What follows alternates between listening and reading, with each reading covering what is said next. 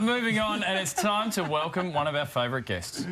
The last we saw of Judith Lucy, she was on a quest to find spiritual enlightenment. It's pretty much all I think about, apart from getting laid. Travelling around home and abroad, it showed a different side to Australia's funniest lady in a show that was both hilarious and poignant. Did any of you feel that you got the call? Hello there. No, I'm not interested whether you received the call. Her journey seems to have gone rather well, as she's returning to the stage with a brand new comedy show, Nothing Fancy, where she promises no singing, no dancing, just gags. Though a nun's habit or a school uniform wouldn't hurt either, Jude. It's Judith Lucy. Jude.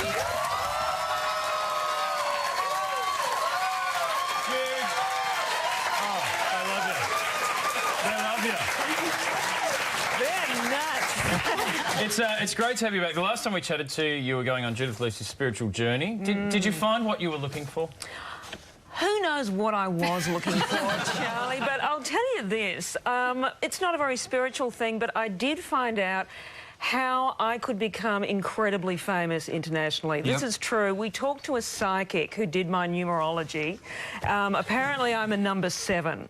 And she said, look, if you want to be really big overseas, you have to do what 2 other number 7s have done who are really famous, because the 3 of you have so much in common. I am not making this up. When you hear the other 2 names, you'll go, wow, the 3 of you were separated at birth. The 3 names are Judith Lucy, Jackie Chan, Bruce Lee. So I just have to become Asian and male.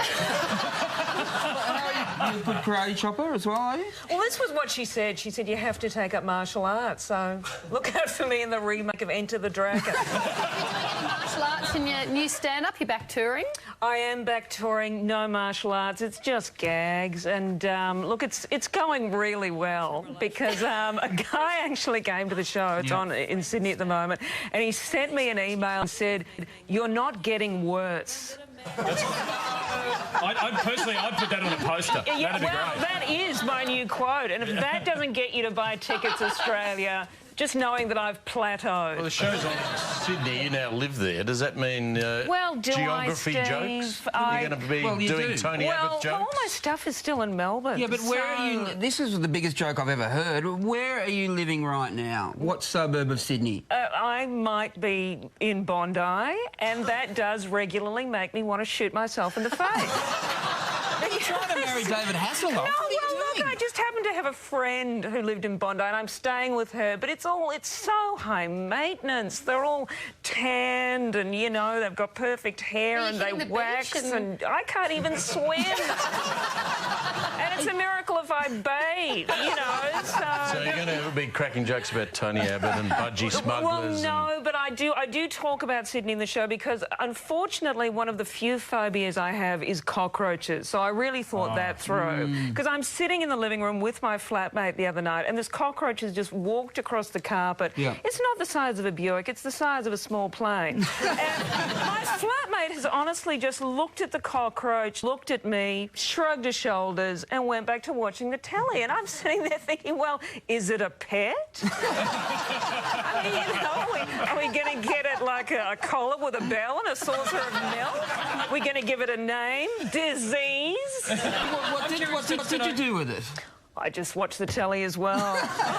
Now, I've seen you on the streets of various cities, Adelaide, Melbourne. I've seen you get recognised and stopped on the streets. Living in Sydney, though. No, I'm just hanging out at various festivals with Jude over the years. I'm just curious, in Sydney, it's a slightly different culture. Do people come up and go, oh, is that Jackie Chan? Yeah, they do, actually. More often Bruce Lee. But, no, well, of course, fame has always been such a burden for me, as you know, Charlie. And it's like, in the last show I did, I talked about the fact that I've actually reached a point where people still recognise me, but they don't know how or why. I actually had a van in a florist, lovely guy. He just couldn't quite get my name, so he actually said, can you give me the first letter of your first name? So I'm kind of in my own sad game of Wheel of Fortune, but it's actually gotten worse. Recently, a security guard asked me if I still taught at Wodonga Tate. And, of course, that was Bruce Lee. Judith Lucy's show, Nothing Fancy, is touring now. Head to our website for all the details. Please put your hands together for the wonderful Judith Lucy.